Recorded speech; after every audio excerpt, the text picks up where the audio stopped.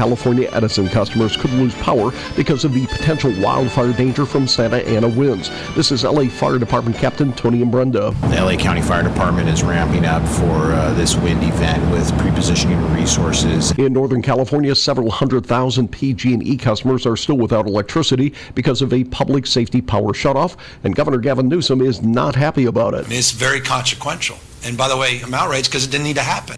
Newsom says PG&E has been mismanaged for years and has failed to put in place a modern infrastructure. Firefighters are making progress on a 60-acre fire burning in the hills of Moraga that forced the evacuation of one neighborhood. The fire started overnight near St. Mary's College.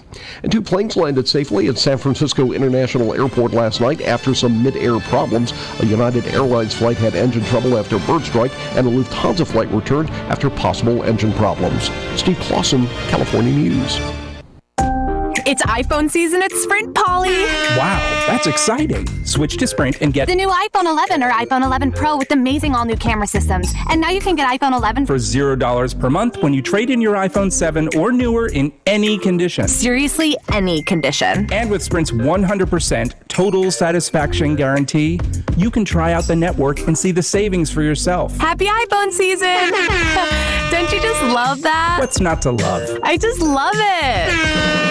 Celebrate iPhone season at Sprint. Switch to Sprint and get the new iPhone 11 for $0 per month when you trade in your iPhone 7 or newer in any condition. Get yours right now at your local Sprint store, sprint.com, or call 800-SPRINT-1.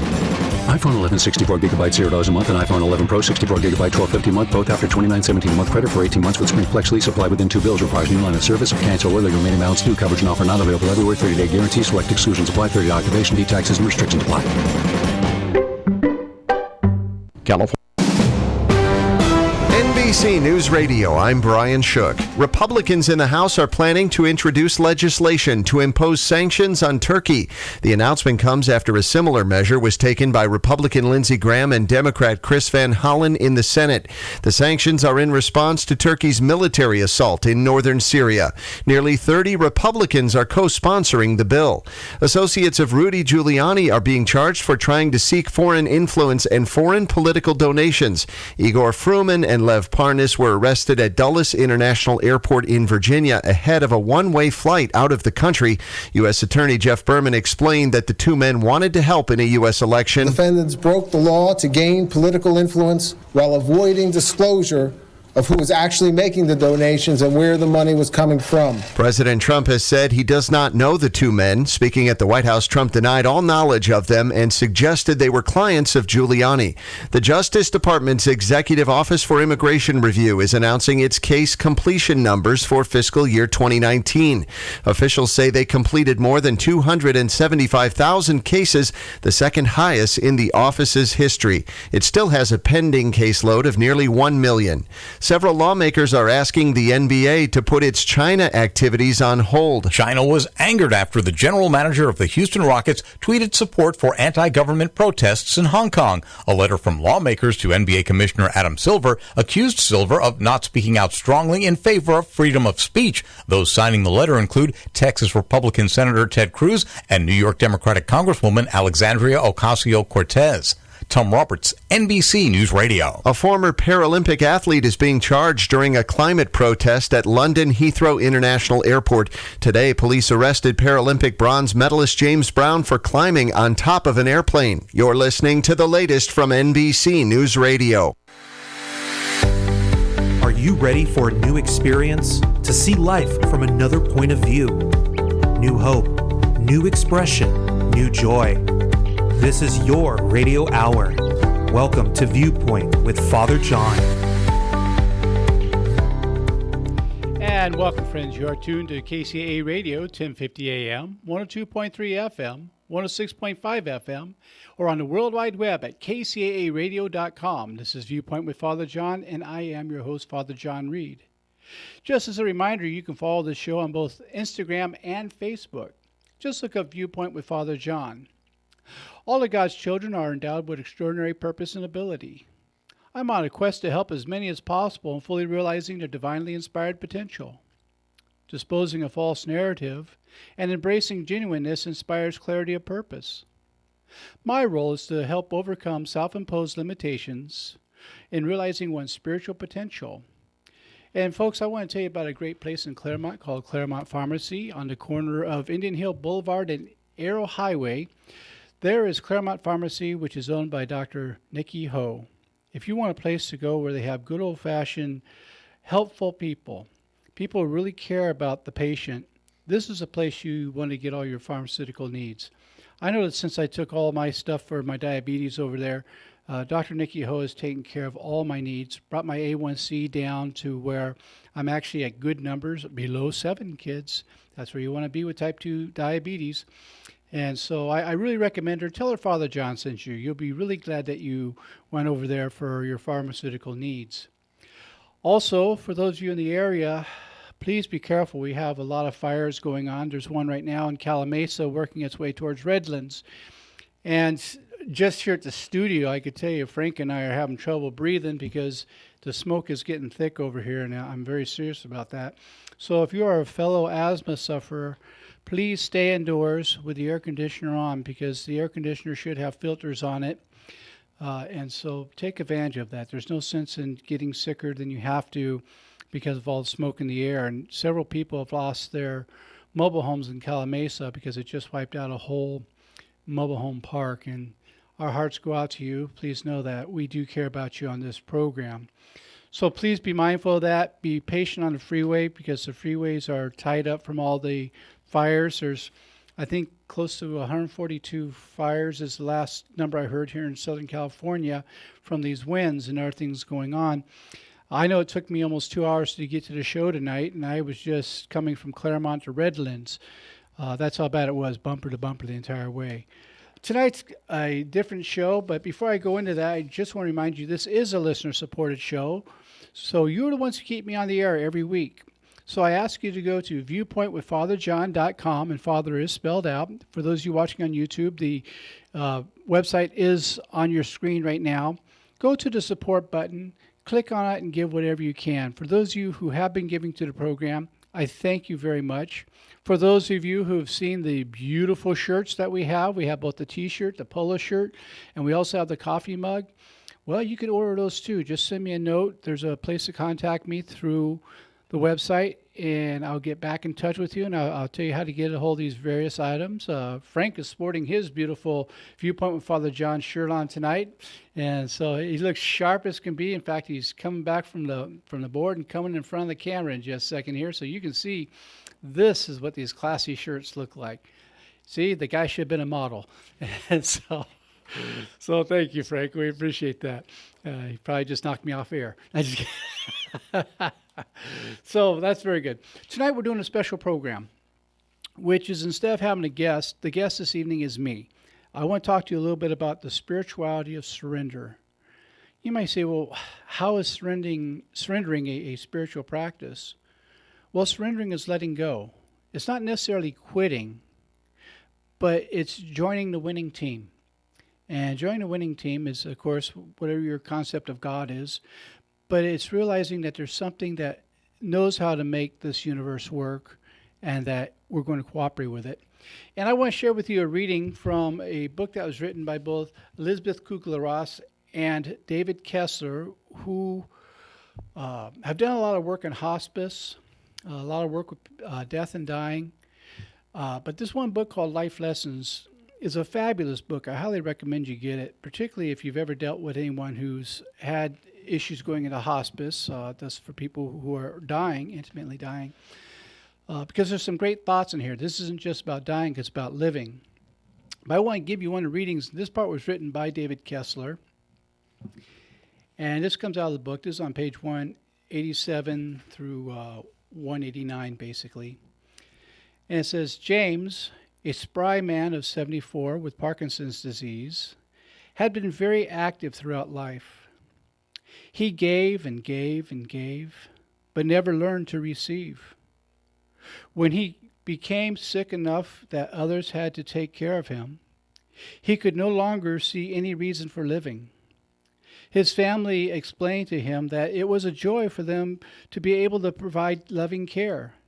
As much as they wished this tragic disease wasn't happening, they felt it was an honor to give back to him.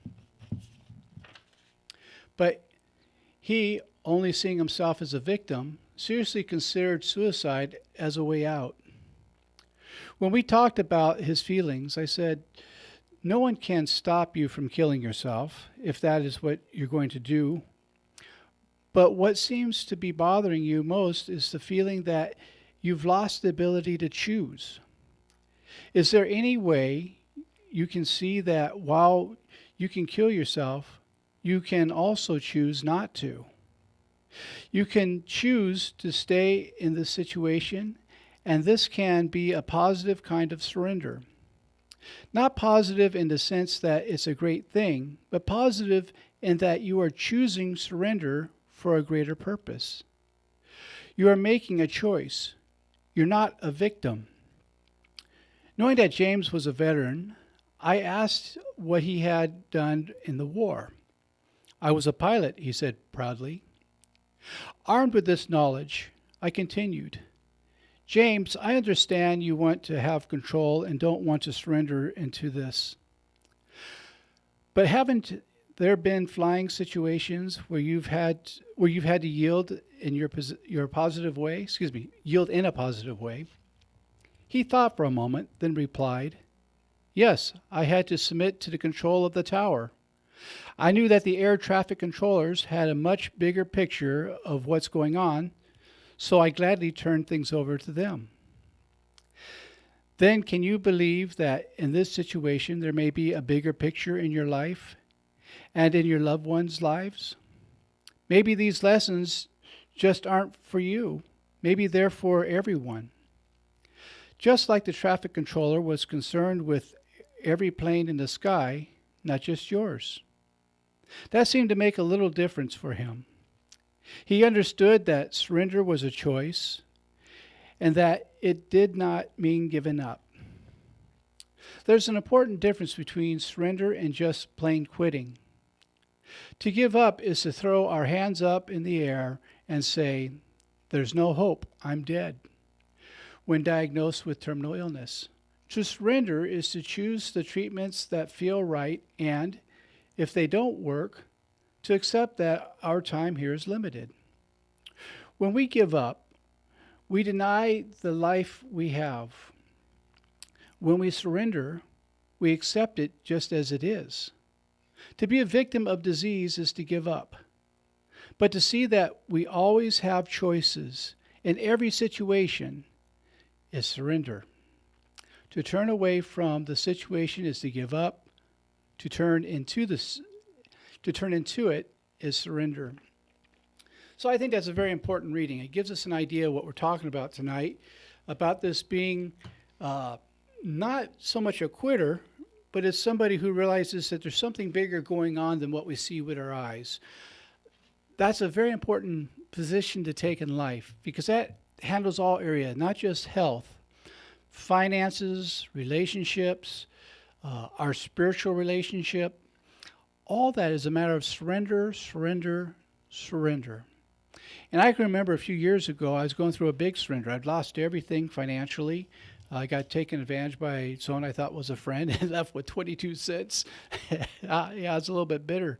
And I was talking to my spiritual director about it, and he finally said, I think the word you're looking for is surrender. You're powerless over the situation at this point, so now you need to surrender. And you know what happened? I did. And again, surrender is not just giving up, but surrender is giving into something that's bigger than yourself. And when that happened, things started turning around. Gabby found a new place for us to live, and we were in that new place in just a matter of a couple days, which is really incredible when you figure how long it takes to move from one place to another. And I surrendered to the fact that this was going to happen. There was nothing I could really do about it. I can fight and fight and fight, or I can surrender and get into the solution. But you never get into the solution while you're fighting. It's a matter of giving up a little bit and letting the solution take place. And that always requires a change of view.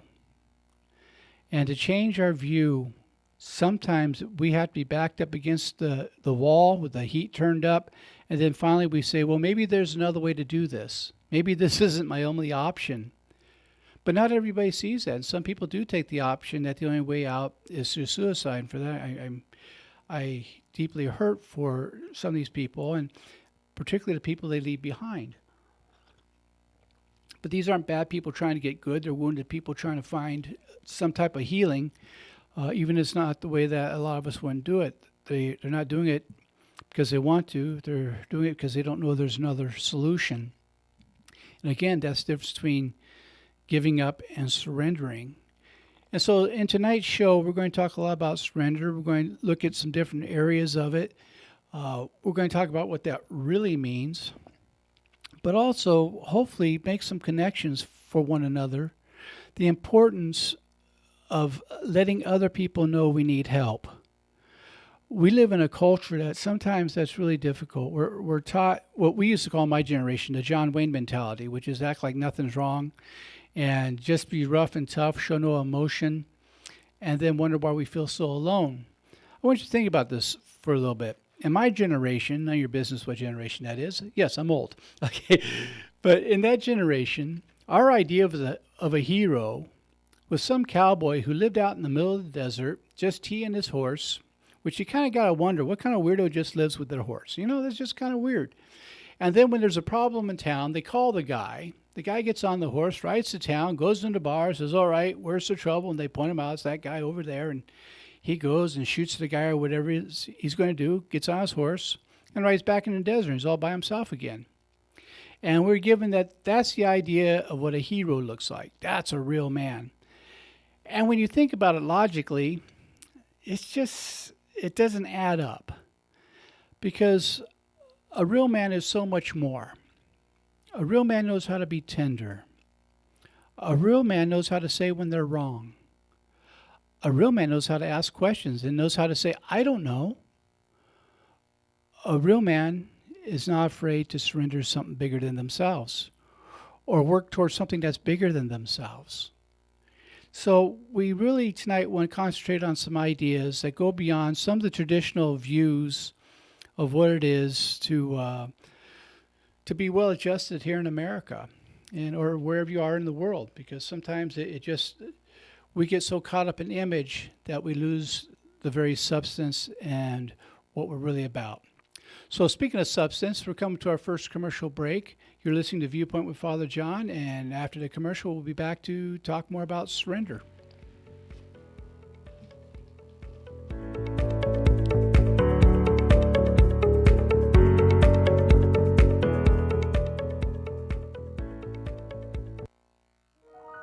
The loss of a loved one is one of the most challenging experiences in a person's life.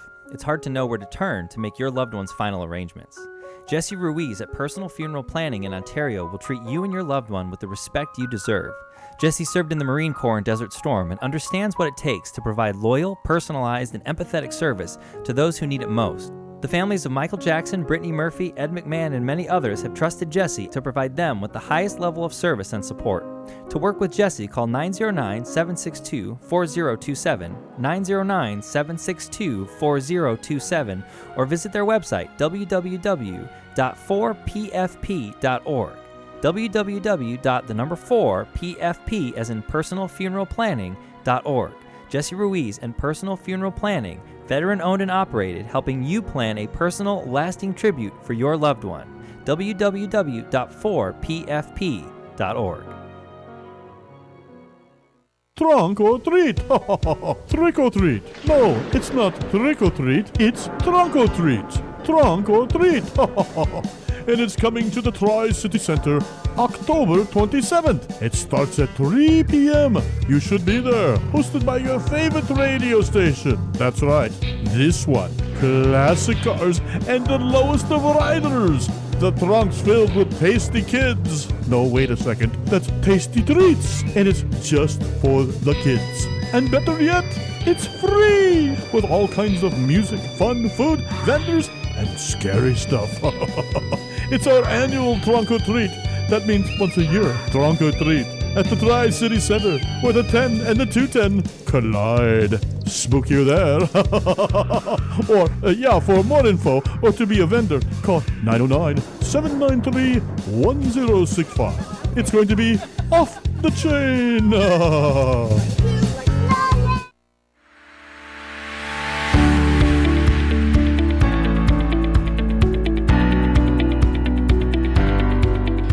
And welcome back. You're tuned to KCAA Radio, 1050 AM, 102.3 FM, 106.5 FM, or on the World Wide Web at kcaaradio.com. This is Viewpoint with Father John. I am your host, Father John Reid, and I'm not responsible for that last commercial. Frank is, and so is our beloved Mark, as if he would think I wouldn't know his voice for the radio waves. So you have to come for Trump is treat. Good Lord, I hate when he drinks before he goes on air. Anyhow, or maybe he was smoking something. You never know with Mark. Anyhow, just kidding, Mark. I know you're a station manager. I'm just playing around. It was Frank's idea. Anyhow, so we're talking tonight about surrender, which if I keep that up, Mark's going to make me surrender my microphone. And it's really an important spiritual tool. And when you were raised with the idea that you don't give up no matter what, that could be difficult. Yet all spiritual gurus, it doesn't matter what religion they're from, they're all united on the fact that we have to surrender to something bigger than ourselves. And that there's some process that knows what it's doing in this universe, that knows more than we do, but is benevolent and loves us and is not against us. A friend of mine once said that Plato has had more to do with the modern teaching of the church than Jesus did. And let me explain that. See, Plato was one who taught that nature and spirit, man and spirit, were opposed to each other. And that's not what Jesus taught. Jesus taught that, no, we are together, that creation is good. And that didn't start with Jesus. That started in the book of Genesis. If you start with chapter 1, which is where I usually like to start a book, is at the first chapter. But a lot of times we skip to chapter 3 in Genesis, which doesn't start with good news. It starts with a problem. But if you look at, as God's doing the creation story, and that's what it is, it's a story, it's a love poem. Everything that God makes, God looks at and says it's good. Until he gets to man. And when he gets to man, God says, it's very good. It's tov. It's a blessing. And to get that blessing, to be part of that blessing, we have to surrender a little bit and realize that there is something really benevolent going on. But unfortunately, a lot of people have been taught to fear God instead of being embraced by God. And that's what the spiritual surrender is about, is realizing maybe there's something beyond dogma. And to be able to see that, well, maybe there's something I could learn from other religions as well. Remember, if God could be contained in one religion, God wouldn't be big enough to solve our problems. God's bigger than that. In fact, that's how beautiful God is that God keeps finding all these ways to show up and tell us we're loved. And somehow we keep missing that message. Instead, we're too busy trying to be right and tell people what they should believe, oftentimes telling them they should believe things that we don't even believe ourselves, but we're told to believe it. And that, goodness, that's caused more problems and more wars. I heard someone once say that if you look at the history of war and the history of religion, it's the same history, because we have created a lot of violence. I know it sounds funny coming from a priest, but we have to own our history, because if we don't, we're going to repeat it. And surrendering to that knowledge, instead of trying to cover it up, gives us great freedom. It's a freedom that says, okay, maybe there's something bigger than all this that I've been told about. When we make that discovery, it's so freeing. But it's not freeing forever. It's freeing until we make the next discovery. And then that's freeing for a while, and then we have to make the next discovery. And then that becomes freeing for a while. But it'd be nice if we just let go and did all these surrenders, but we don't. It's like we're drowning in life, and some of you have heard me tell this story before. It's not original with me. I got it from somebody else. And it's like we're drowning in the oceans of life, and some of you have heard me say this many times. And the people, our spiritual directors, come in the boat of spirituality and of recovery from life, and they throw us a life preserver, and we're hanging on to this life preserver, and we're still in the water, and we're drowning because we have in our other arm this huge rock which is all of our ideas of how we think life's supposed to work. And the people in the boat are yelling, "Drop the rock!" And we say, "It's my rock. This is all my good ideas, everything that's got me this far." And so we drown a little more, and the people in the boat say, "Drop the stupid rock. It's killing you." And we yell again, "It's my rock. It's all I know." Till finally we're so close to death that we drop the rock, we surrender. It goes to the bottom of the ocean. We come up where we're supposed to be, like water skiers. We get pulled into the boat of recovery, and we look back and we think, "God, why was I hanging on to that rock? It was killing me." But we can't see until we can see. And until we can see, we still hang on to that rock and say, "It's my rock." And how many belief systems do you have in your life right now that aren't working? But it's your rock. It's your rock. You've held on to this idea all this time, and although it's killing you, and it's filled with nothing but pain, it's all you know. This is why many people stay in bad relationships and bad situations, because while it's awful, it's familiar. You know how to respond in that situation. And to get out of that situation creates a lot of fear. What if there's nothing better out there? What if I get out of this and find out that this was the only person in the entire universe that was going to love me? Well, I'm going to say something that's not going to be popular, but it's the truth. When somebody loves you, they don't beat you. Okay? Love never includes abuse. Write that in large letters and put it on your refrigerator to remind you every day. Love does not involve abuse, does not include abuse. When somebody loves you, they don't beat you. Okay? And if someone's beating you, then they're not practicing love with you. I'm not saying they don't have feelings for you, but love never includes abuse. And so sometimes we have to surrender that a relationship's not working. We have to surrender, no, we need help. We need help to get out of there. I've known people who've had to have help to get out of situations. I grew up in great abuse, and one of the great freedoms I received was when I could surrender to that fact and stop hiding the facts and start talking about, hey, this is where I come from. This is what I need help with. You know, when I surrendered and went into therapy, because I realized I was carrying all these rocks around and drowning in life, I surrendered to that idea, and something wonderful happened. I started experiencing love, not overnight. It took time. How can you recognize something you've never seen before? You know, and where I grew up, we just didn't really know what love was. We knew what abuse was. We knew what terror was. But compassionate love, partnership, that wasn't something that my siblings and I were exposed to. Not at that time. Later on, we were. But each of us had to walk our own path and make our own surrenders so that we can have that experience and have people in our lives that are loving and know how to recognize that. You know, some of you have heard me say this before, but it bears repeating. When it comes to relationships, we don't attract alike and we don't attract opposite. That's wonderful in poetry, but that's as far as it goes. And that's nothing against poetry. It's one of the best ways to express spirituality is poetry. But the way we attract is we attract what we think we believe what we think we deserve subconsciously, not consciously. Because anyone who's been in an abusive relationship, a painful relationship, you know consciously you don't want that.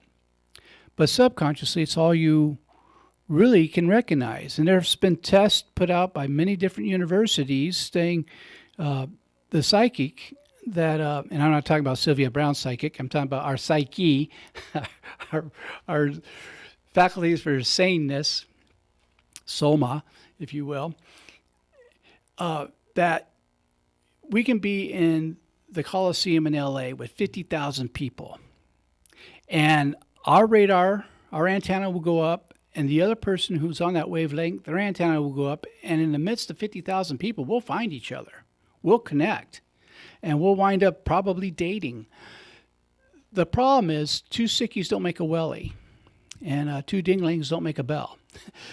And when that's all you know, as much as you intend to be loving in the relationship, what happens is it just is one pain after another.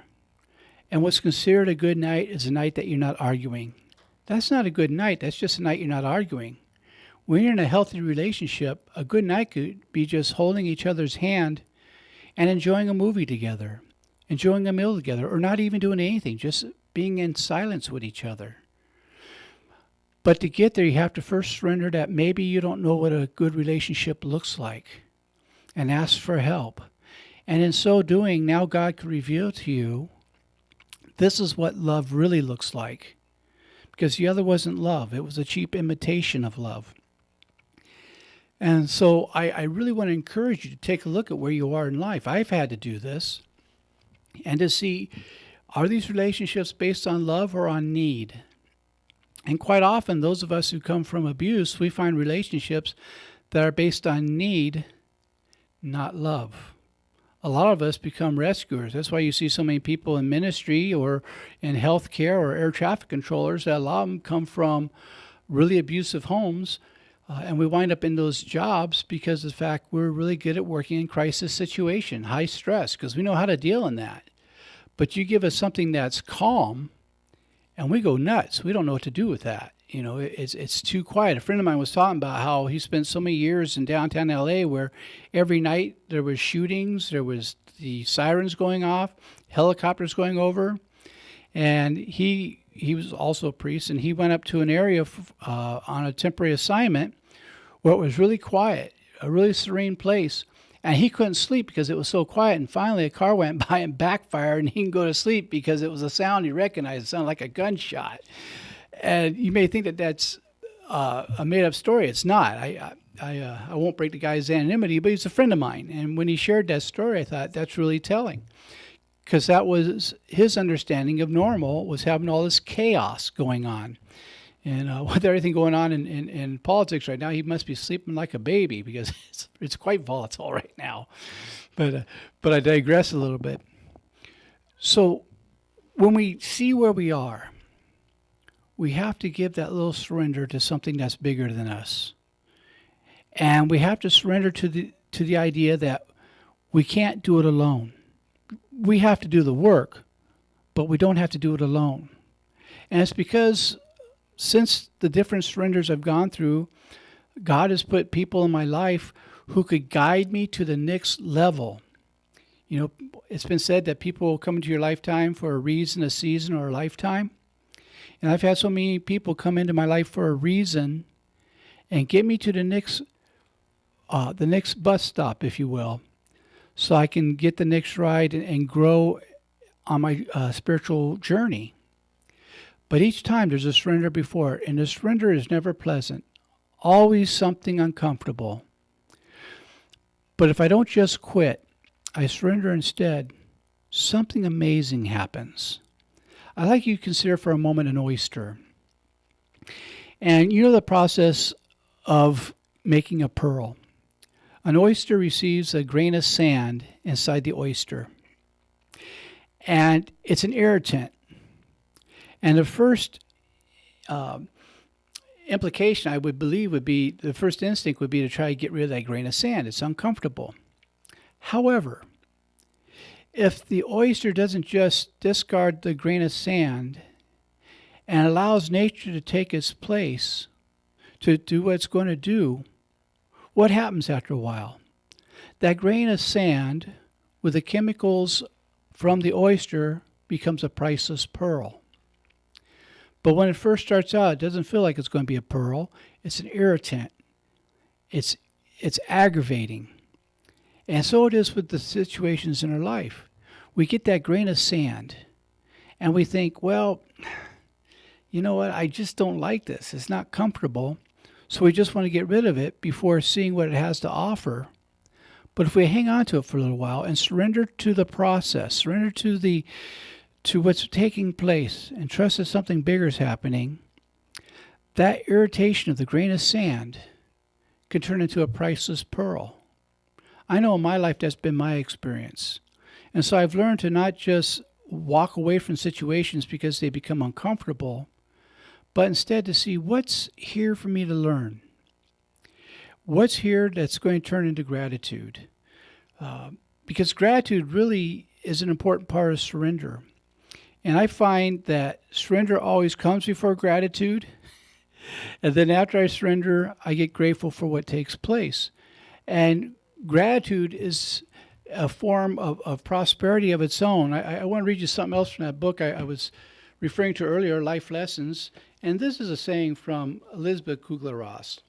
And I hope you look up some of her stuff. She does some of the best work on death and dying. But she writes this. This is on page 103. A grateful person is a powerful person, for gratitude generates power. All abundance is based on being grateful for what we have. Let me read that again. I think that's very important and worth repeating. A grateful person is a powerful person, for gratitude generates power. All abundance is based on being grateful for what we have. You ever meet anybody who is always putting off their happiness? Oh, I'll be happy when this thing happens. Or when I finish college, I'll really be happy. When I buy a house, I'll be happy. When I meet the right person, I'll be happy. And they're never happy. They never get there because it's always something else. And then you meet somebody else that it seems like every step they take is a holy grace because they're grateful for every bit of it. And I can remember being shared with me, someone who had been a guest on the show shared with me that they were working with somebody who was dying. And this person could no longer eat. All they could have is little chips of ice. And at one point, they put a chip of ice on the guy's tongue. And my friend could see that this other person was saying something, so he leaned down to hear what they were saying. And what the person was saying was, banquet. They thought the ice was a banquet. They were so grateful just for that chip of ice. So even when they were dying, they had a heart full of gratitude because it was a new experience, a spiritual experience for them. So even that chip of ice was a banquet, finding good in every moment of living. That's a powerful thing. They had surrendered to the process. They knew that no matter how much they fought, it didn't matter. Each one of us owes a death. That's the only way to get to eternal life is getting rid of this life. That doesn't mean rush it, but it means that it's part of the deal. You know, we discovered a long time ago that the greatest cause of death is birth. And if you were born, guess what? At some point you're going to die. Now there's some people who don't believe that, and good luck to you. But I know that I'll have my time, but I'm surrendered to it. That doesn't make me better than anybody, but it makes the process a lot easier. We do that in the ocean. When someone is struggling, they start drowning. When they surrender and start treading water, they stop drowning. But the more they fight, the more they drown. Speaking of drowning, so this program doesn't drown in debt, we're about to go to our next commercial break. And again, you're tuned into Viewpoint with Father John. Tonight we're talking about the spirituality of surrender, and we'll be back in 2 and 2.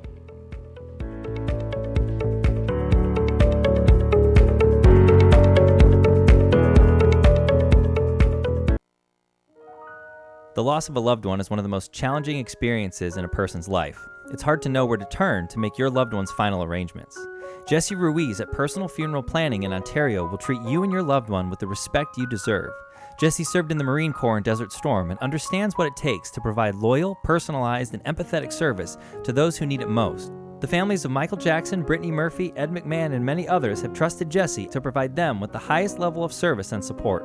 To work with Jesse, call 909-762-4027, 909-762-4027, or visit their website, www.4pfp.org. www.4pfp as in personalfuneralplanning.org. Jesse Ruiz and Personal Funeral Planning, veteran-owned and operated, helping you plan a personal, lasting tribute for your loved one. www.4pfp.org. Ladies, and guys too, you work hard, and once in a while, you have to take care of yourself. When it's time to pamper yourself, to take care of yourself, your next stop should be Next Gen Nails and Spa in Redlands in the Tri-City Center. It's very special. Relax. Enjoy this special, luxurious treatment that you deserve, and leave your stress behind with the best beauty care and a royal spa pedicure that includes a warm water soak, trim, sea salt scrub, paraffin therapy, and a luxurious hot lotion massage. You deserve it, and you deserve it today. Look good, feel good at Next Gen Nail and Spa in Redlands, because you're worth it. And for a quick session, join Next Gen on Wednesdays for their $10 off spa treatments happy hour from 4 p.m. to 7 p.m. The salon is always squeaky clean and waiting. So for the best beauty care and to treat yourself, it's Next Gen Nails and Spa at 1470 Industrial Park Avenue in Redlands, or Google Next Gen Nails and Spa in Redlands.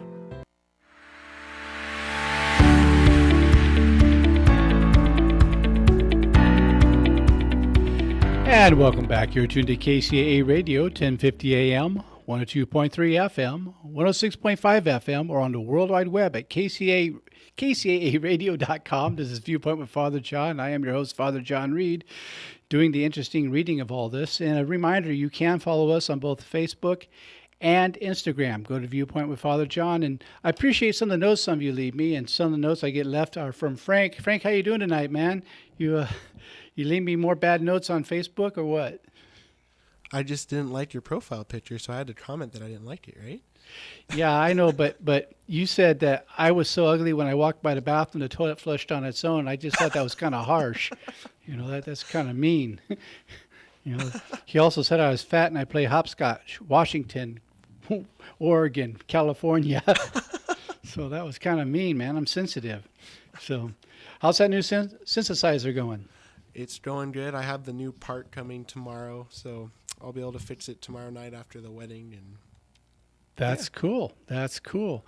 There's a whole line of jokes I can say with that, but I'm going to leave well enough alone. So thank you for all that you do for the show. And that's our sound engineer, Frank. For those of you who don't know that voice, he's the one who keeps us on the air, and he does a great job for us, and we're very lucky to have him. And a shout out to one of our former board operators, Nick Lane. We miss you, buddy, and I hope your radio show's going well. He left me for his own show. What is up with that? I mean, I got to hear his show for the first time Tuesday, and it was actually pretty cool. Yeah. Well, I listen, but I don't tell him about a protest. So, so I'm your first Catholic Protestant. There you go. Anyhow, welcome back to the show. We're talking about surrender tonight, and the importance of it as a spiritual tool. Sometimes our surrender is just not getting up and running to do something. If you're anybody they're always on the go, and they're going to the next spiritual adventure, but they never take time to rest and learn what was there to learn on the adventure that they took. I've known people who just go to retreat after retreat after retreat because they think when they get to the retreat, they're going to get spiritual. And they fail to realize that what they're looking for, they brought with them.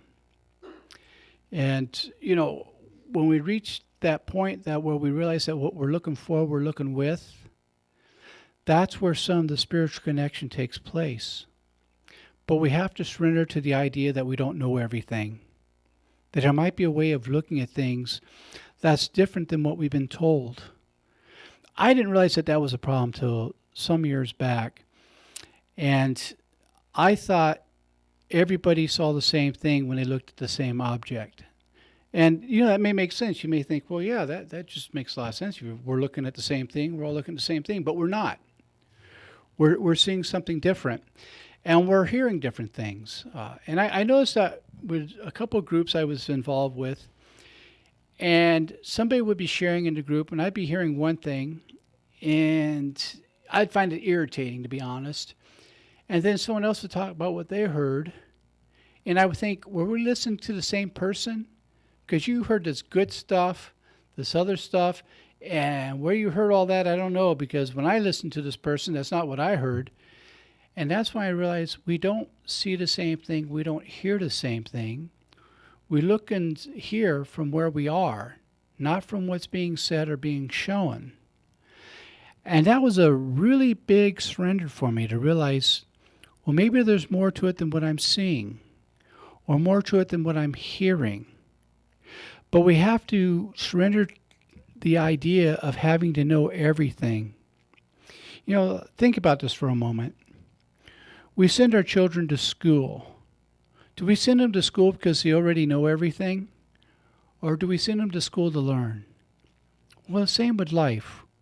We're brought into life not because we already know everything. We're brought into life to discover things. And the only way to discover things is to be open that there's more than what we see. And the higher our elevation spiritually, the more we're going to see. Let me give you an example of that. Here in Redlands, we're very close to Big Bear Mountain and also Mount Baldy. Now, when we're in the middle of the city, we can only see a few blocks because there's buildings and things in the way. So the most you're going to see is maybe a half mile if you're lucky. However, you get up in Big Bear or Mount Baldy and you get on a vista, a lookout place, and you can see what seems like the entire valley. In fact, just over at Kellogg Hill, those of you who know where Kellogg Hill is, it's a good 20, 25 miles away from Los Angeles. But when you're on the top of Kellogg Hill, you can see downtown LA, some of the buildings there. But if you're in Pomona, you can't see them, which is right before you get to Kellogg Hill. So when you elevate your vision, you see much more. Well, it's that way with our spirituality. That the higher we go, the more we see. The more surrenders we make, the more understanding of life we receive. But we're not going to understand that by insisting life has to be a certain way. Now, if you told me this when I was 17, I would have fought you tooth and nail on it, because I thought what I saw, that's what it was. That's all there was no more. But at 17, you're supposed to only see that much. You don't have enough life experience to see beyond that. Some do, but very few. So as we get older, hopefully, we get a better perspective. And as we get a higher perspective, a greater viewpoint, so to speak, and I'm not just making a play on the name of the show, but a better place where we can see things, we realize there's a lot more than what we thought there was. You know, an example I like to use quite often, and some of you have heard me use it before. If you've ever been walking down the street and there's a construction site and they put up a fence around it, but you find a hole in the fence where you can just see through that hole, and you try to get an idea what they're building on the other side of that fence. And you really think you see what it is. You have this planned out. Okay, this is what this building's going to look like. They complete the building, they take the fence down, and it doesn't look anything like you thought it did. It was something much different. But you didn't know that from the point of view you had. The point of view you had looked like something else. And it was through experiences like that I come to realize, well, maybe it's that way in other things in life. Sometimes we don't hear what we think we hear. Let me explain that, if I may. We have learned in studying the mind and psychological principles that when we first hear something, if we're not really being open, whatever we hear goes in, checks with our belief systems. If it goes along with what we already believe, it stays. If it goes against what we believe, it gets kicked out as though we've never heard it. We may not even remember hearing it. So we don't know that there's something different happening. When we become open, when we surrender to the process, we hear something and we think, oh, let me investigate that. Maybe there's something to it. Maybe I don't know everything there is to know about this. This is one of the problems we're having right now in our political climate. Everyone's so busy trying to be right that we get out, what really is right. We're too busy trying to be personally right, and all we do is fight. We're not open to other people's point of view.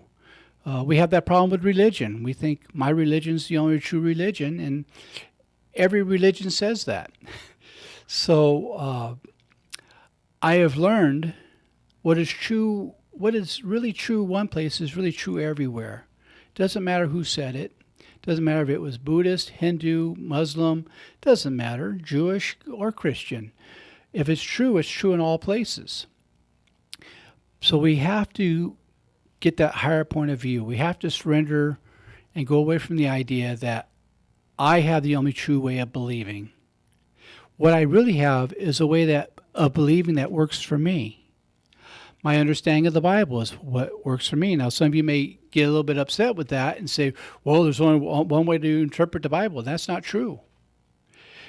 Every teaching of the Bible is somebody's interpretation. It's somebody's interpretation. Case in point, in the main part of the Christian church, and that's not to put anybody down, I'm just saying in the biggest parts of the church, we now celebrate the Sabbath on Sunday. Well, the Sabbath wasn't Sunday. The Sabbath was Saturday. But somebody made a decision, and now we worship on Sunday and take Sunday off, those who take days off. Those that aren't in the priesthood and work 7 days a week, right? Or other workaholics. So it was according to somebody's interpretation. Same with Scripture. And your interpretation of Scripture should grow with you. Instead of always believing this one thing, each teaching has many lessons in it. And we learn the lessons from where we are. But if we never surrender that there could be more than one way to read something, and it's a shame, it hasn't always been that way in the Christian faith. Our history from our Hebrew heritage, our Jewish heritage, we used to do a thing called midrash. Midrash means, you read a scripture, can it mean this, can it mean that? And one of these nights I'm going to do a whole program just on midrash to talk about what did this mean and why did everyone circle around Jesus when he started to read scripture? Because they wanted his midrash. They want to know, well, how do you interpret that? And they'll think about it, and they'll say, oh, okay, but what about this? What about that? So it wasn't a fight, because we knew there's many ways to interpret the Scripture.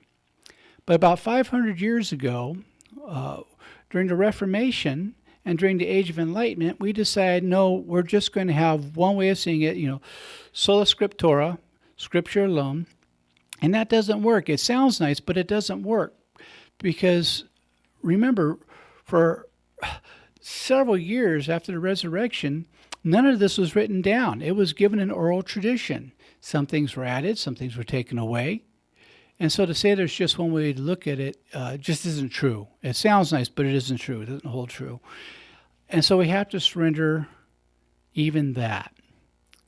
So in case you've missed the point, all of life is one surrender after another. And if you were to ask me next week about this, I will have had to surrender something else between now and next week. Every year I go through different surrenders. I used to tell people when I was at St. Michael's Parish in Arcadia, I say, if next year I'm saying the same thing to you I'm saying now, you need a different priest because I haven't grown. My homily should be changing just like I am. Because if I'm not growing, I have nothing to share with you. So I could only share with you from my place of growth. So it's important for you and important for me that I grow. And the same is with you, my brothers and sisters.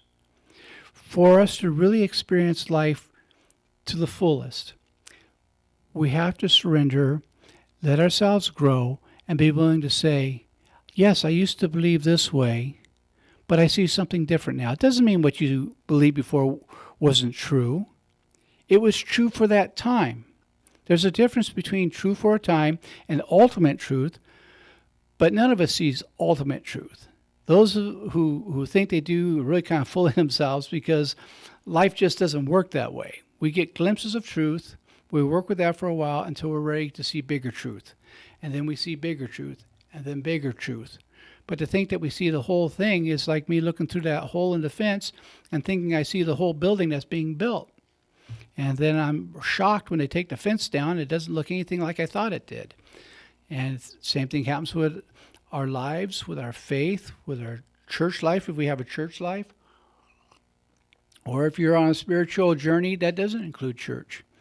One of the things that they do in the Hindu faith that I really, really like is they'll take a rock, they'll draw a circle around the rock, and they'll look at it and they'll say, I don't know what that is.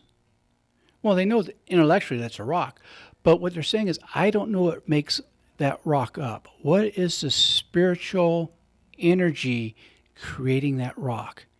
And then they sit in silence and let that rock reveal itself to them, their relationship to it, the spirituality, the spiritual flow that keeps all of us connected like a glue. And it's a great spiritual practice. But to say, well, because that's not a Christian practice, it's not valid, that's silly. All truth is truth. And maybe that practice doesn't work well for you. Maybe it does. Maybe your practice is to surrender in silence, spend time being quiet. That's a powerful spiritual tool. Some people, that's not easy for them to do. Some people need to do a walking meditation. Well, let me tell you something. Your walking meditation is just as valid as my sitting meditation when I'm being quiet. Whatever it is that helps you surrender to Spirit and helps you to get another point of view, it's all good.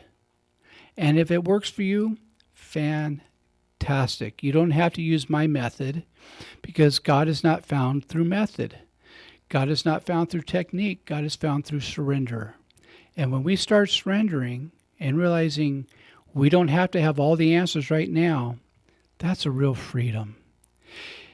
And when we get to that point, something really special happens.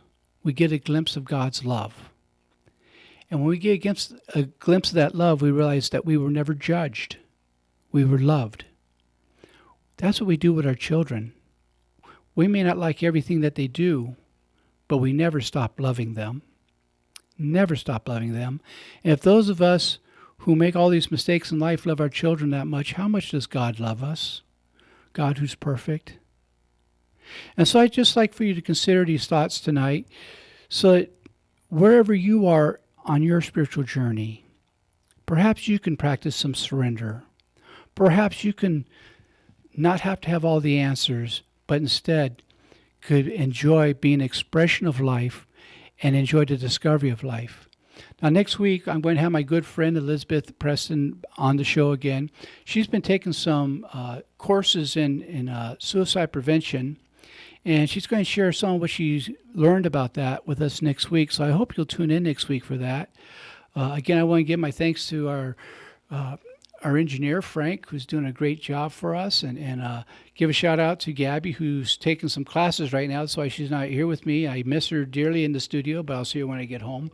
I always miss her when she's not here. Another benefit of surrender. And if no one told you this week that they love you, let me be the first. And again, I thank you for tuning in to Viewpoint with Father John, and I look forward to being with you again next week. God bless.